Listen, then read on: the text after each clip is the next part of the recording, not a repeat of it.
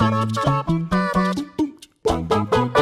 all the world seems to be talking about right now, and for good reason, God of War's PS4 debut is one for the ages. A complete reimagining of one of gaming's most one-note characters, the maturation of his once psychotic tendencies has produced a broken husk of a former god, doubling as a single father, looking to settle down whilst being drawn back into a life of slaughter. But how does it all end? I'm Scott from WhatCulture.com, and this is God of War. What does the ending really mean? Needless to say, major and full spoilers ahead.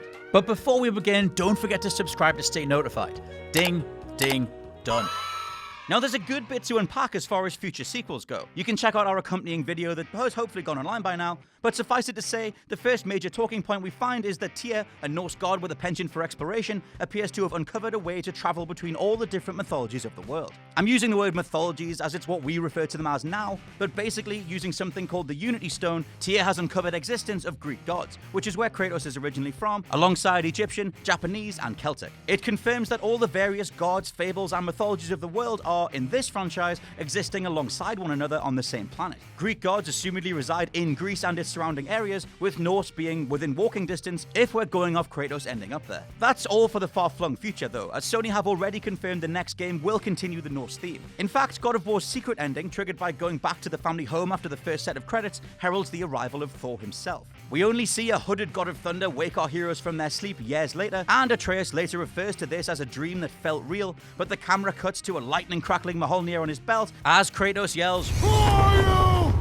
And we cut to black. Back to the main ending though, and the second major twist is that Atreus is actually Loki. Or rather, it was his given name and what the Giants used in a series of murals to refer to him. Loki is the god of mischief, though the Marvel movies have played up his brotherly bond to fellow god Thor way more than how real Norse mythology dictated. It looks like God of War will play its canon far closer to real-life fables, as Odin and Thor are clearly villains already, and Atreus/Loki may retain his allegiance to the Aesir, a warring faction in the land that gets mentioned frequently. Speaking of which, Mother Faye is clearly going to be a major part of this canon going forward too, or at least her influences. The murals that I just mentioned show the entire journey we went on was foretold by Faye, etched into the walls of the mountain temple on Jotunheim. Not only was she descended from giants herself, and she's the last of her people, but the Leviathan axe Kratos now carries was created to help bring about peace and protection, as you can find out by talking to the dwarves Sindri and Brock after the credits. We don't see this Odin in the flesh, yet he did adopt a young Loki after killing his giant father in standard Norse mythology. The final panel of Faye's etchings that Atreus doesn't see but Kratos does is Kratos lying dead, with Atreus hearing his dying words. Clearly Kratos isn't going to die yet,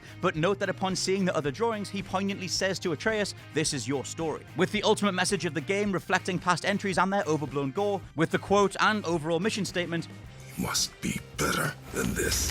Brilliantly, they use a side of Kratos in the mural that doesn't include his tattoo, with a handily placed scuff mark obscuring his marked forearms. This could mean that there's someone else Atreus is mourning over. A potential storyline for the sequel overall might focus on Atreus being separated as Thor or Odin kidnaps him. We do know that Thor is at the family home after all. Seeing the game explore the ramifications of war, family, and factional allegiances amongst the wider realms. It feels like the next logical place to go, not to mention the potential for journeying to Egypt or other mythologies. Will Kratos make it through though? And just how does Sony Santa Monica want to write their version of Loki? Time will tell. Hey guys, thanks for making it to the end of the video. Aren't you a star? Don't forget to subscribe below, and also the people who made this video, they're right here, so go and follow them and give them some love. If you want to see more content, there's probably some stuff flowing up above my head. Why not check it out? It could be fun. I'm not your dad.